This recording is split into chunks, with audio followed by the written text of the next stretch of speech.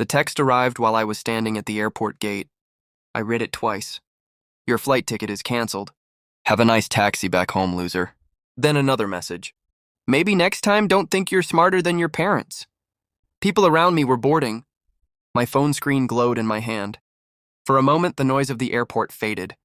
Just silence inside my head. Then I laughed. Not loudly.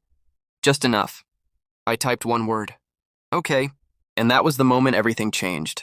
My parents had always believed one thing about me. That I was harmless. Quiet. Too patient. Too obedient. The kind of son who would swallow humiliation and say thank you afterward. And honestly, I helped them believe that. Growing up, they controlled everything. My money, my choices, even my friendships. They liked reminding me who paid the bills. Everything you have is because of us, my father used to say. My mother preferred something softer. You'd be nothing without family. For years, I believed them, until I started noticing something strange. Every time I saved money, it disappeared. Every opportunity I found somehow collapsed. Job offers withdrawn. Applications mysteriously rejected. Travel plans ruined. At first, I thought it was bad luck. Then the patterns became impossible to ignore. The first real clue came 2 months before the airport incident. I was working late on my laptop when an email notification popped up. A bank alert. Someone had logged into my account from a different device. The location? My home. My father's office. That night I checked everything. Passwords, transactions, access permissions. And slowly, piece by piece, the truth surfaced. My parents weren't protecting me. They were controlling me. They had access to my accounts, my savings, even my flight bookings. They weren't worried about losing me. They were worried about losing control. So when that message arrived at the airport, I wasn't surprised. Just disappointed. But disappointment is quiet. Revenge is quieter. I walked out of the terminal and ordered a taxi. During the ride home, I opened my laptop. Step 1 was simple. Lock them out. New passwords. 2-factor authentication. Private banking alerts. Their silent access to my life vanished in less than 15 minutes. They had spent years manipulating my finances. I erased their influence in one ride across the city. But that was just the beginning. The real plan took 2 weeks. While they were away visiting relatives, I prepared. Calmly, carefully. First, I separated every shared financial tie, every joint account, every utility, every legal document tied to my name. My father had always bragged about being the smartest man in the house. What he didn't realize was that I had studied every document he ever forced me to sign. I knew exactly where the leverage was, and I used it. Second, I contacted the property lawyer.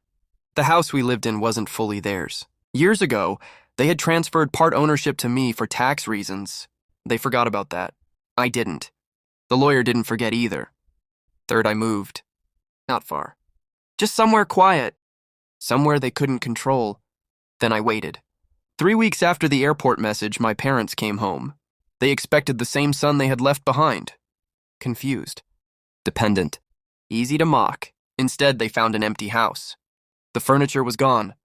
My belongings gone. Half the utilities disconnected. And a single envelope on the kitchen table. I watched everything unfold from the driveway camera I had installed. My father walked in first. My mother followed. Confusion turned into panic quickly. My father opened the envelope. Inside were 3 things. A legal notice, bank statements, and a note from me. He read the note out loud. I could see his hands shaking through the camera. The note said, "You taught me something important growing up. Control is power.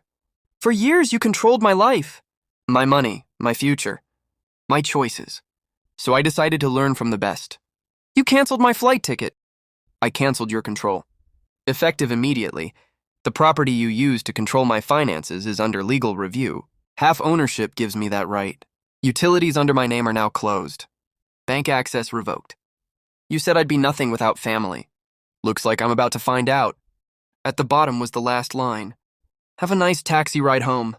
My mother sat down at the kitchen table. My father didn't move. For the first time in my life, he looked small. Not angry. Not powerful. Just shocked.